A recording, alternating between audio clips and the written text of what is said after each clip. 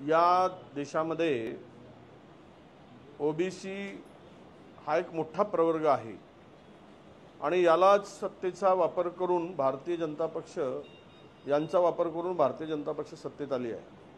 परंतु पूर्णतः या समाजाकडे, ओबीसी समाजाकडे, या प्रवर्गाकडे पूर्णतः दुर्लक्ष आहे। अनेक उदाहरणं त्या ठिकाणी देता येतील।